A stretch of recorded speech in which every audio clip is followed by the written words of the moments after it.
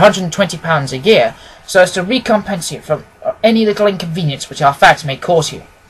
They are not very exacting, after all. My wife is fond of a particular shade of electric blue, and would like you to wear such a dress indoors in the morning. You need not, however, go to the expense of purchasing one, as we have one belonging to my dear daughter Alice, now in Philadelphia, which would, I should think, fit you very well. Then, as to sitting here or there, or amusing yourself in any manner indicated, that need cause you no inconvenience.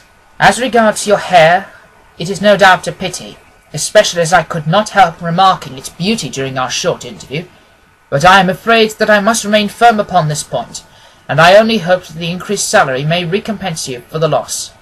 Your duties as far as the child is concerned are very light. Now do try to come, and I shall meet you at the dog-cart at Winchester. Let me know your train. Yours faithfully, Jethro Rucastle.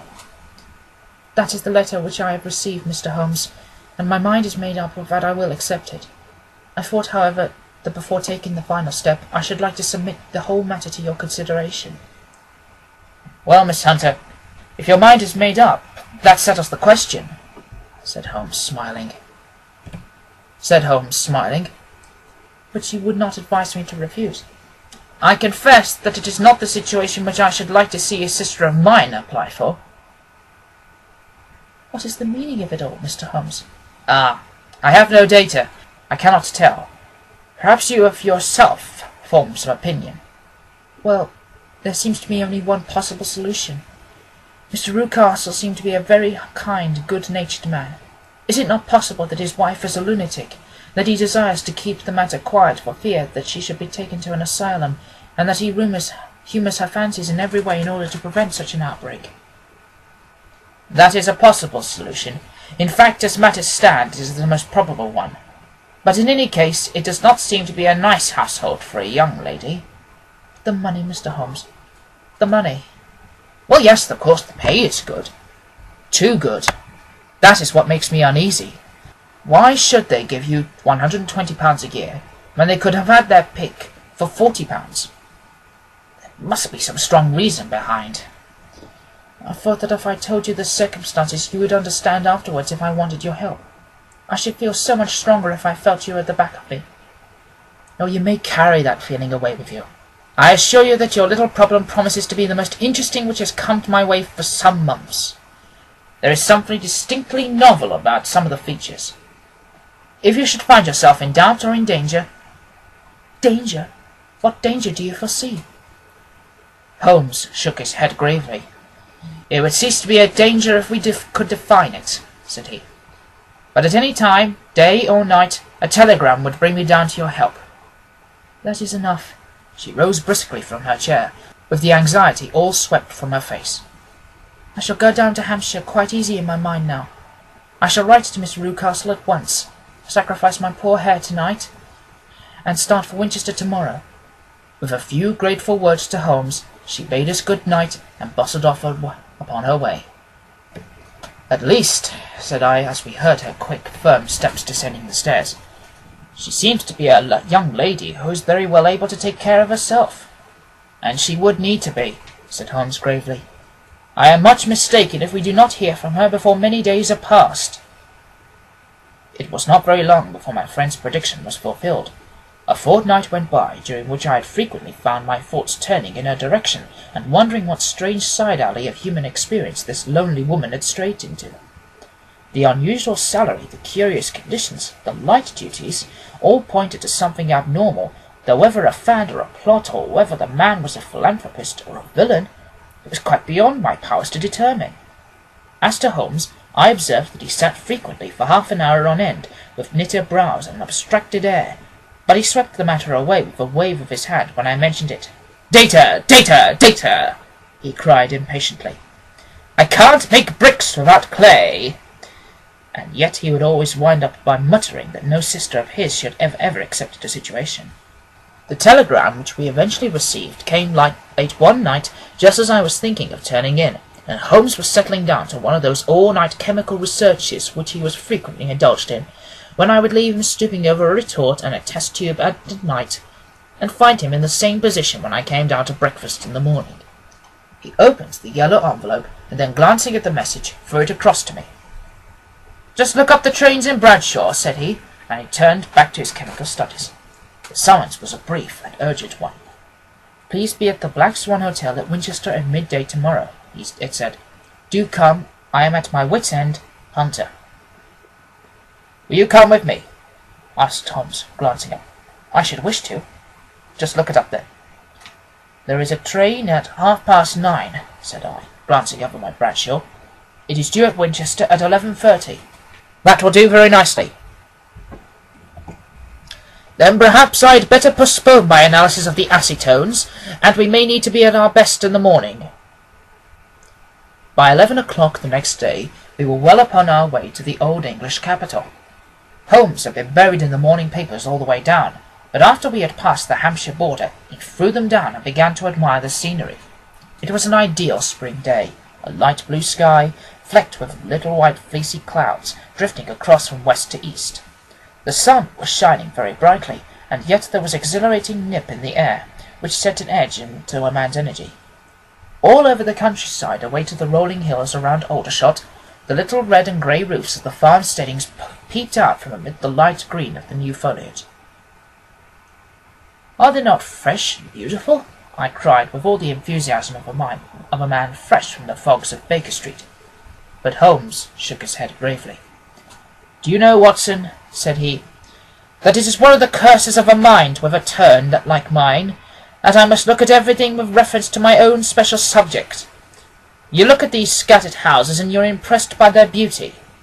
I look at them, and the only thought which comes to me is a feeling of their isolation and of the impunity with which crime may be committed there." "Good heavens!" I cried.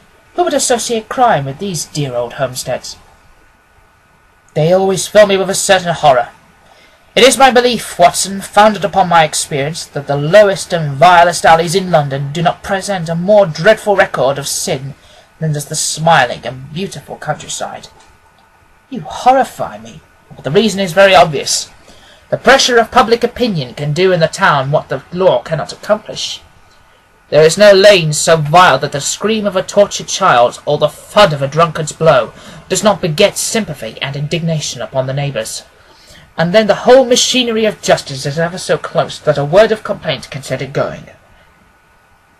And there is but a step between the crime and the dock. But look at these lonely houses, each in its own fields, filled for the most part with poor ignorant folk who know little of the law. Think of the deeds of hellish cruelty, the hidden wickedness which may go on year in, year out in such places, and none the wiser. Had this lady who appeals to us for help gone to live in Winchester, I should never have had a fear for her. It is the 5 miles of country which makes the danger. Still, it is clear that she is not personally threatened. No. If she can come to Winchester to meet us, she can get away. Quite so.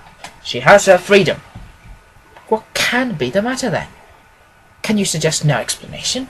I have devised 7 separate explanations, each of which cover the facts as far as we know them. But which of these is correct can only be determined by the fresh information which we shall no doubt find waiting for us. Well, there is the tower of the cathedral, and we shall soon learn all that Miss Hunter has to tell. The Black Swan is an inn of repute in the High Street, at no distance from the station, and there we found the young lady waiting for us. She had engaged a sitting-room, and our lunch awaited us upon the table. "I am so delighted that you have come," she said earnestly. "It is so very kind of you both, but indeed I do not know what I should do. Your advice will be altogether invaluable to me." "Pray tell us what has happened to you." "I will do so, and I must be quick, for I have promised Mr. Rucastle to be back before 3. I got his leave to come into town this morning, though he little knew for what purpose." "Let us have everything in its due order."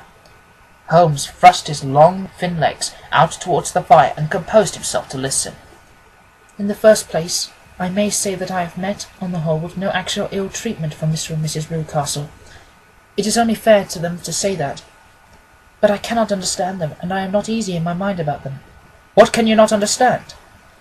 "Their reasons for their conduct. But you shall have it all just as it occurred. When I came down, Mr. Rucastle met me here and drove me in his dog-cart to the Copper Beeches. It is, as he said, beautifully situated, but it is not beautiful in itself, for it is a large square block of a house, whitewashed, but all stained and streaked with damp and bad weather. There are grounds round it, woods on 3 sides, and on the 4th a field which slopes down to the Southampton high road, which curves past about 100 yards from the front door. This ground in front belongs to the house, but the woods all round are part of Lord Salverton's preserves. A clump of copper beeches immediately in front of the hall has given its name to the place. I was driven over by my employer, who was as amiable as ever, and was introduced by him that evening to his wife and his child. There was no truth, Mr. Holmes, in the conjecture which seemed to us to be probable in your rooms at Baker Street. Mrs. Rucastle is not mad. I found her to be a silent, pale-faced woman, much younger than her husband, not more than 30, I should think, while he can hardly be less than 45. From their conversation I have gathered that they have been married about 7 years, that he was a widower, and that his only child by the first wife was the daughter who had gone to Philadelphia. Mr. Rucastle told me in private that the reason why she had left them was that she had an unreasoning aversion to her stepmother. As the daughter could not have been less than 20, I can imagine that her position must have been incomfortable with her father's young wife. Mrs. Rucastle seemed to me to be colourless in mind as well as in feature. She impressed me neither favourably nor the reserve. She was a nonentity. It was easy to see that she was passionately devoted both to her husband and to her little son. Her light grey eyes wandered continually from one to the other, noting every little want and forestalling it if possible. He was kind to her also in his bluff, boisterous fashion, and on the whole they seemed to be a happy couple. And yet she had some secret sorrow, this woman. She would often be lost in deep thought, with the saddest look upon her face. More than once I have surprised her in tears.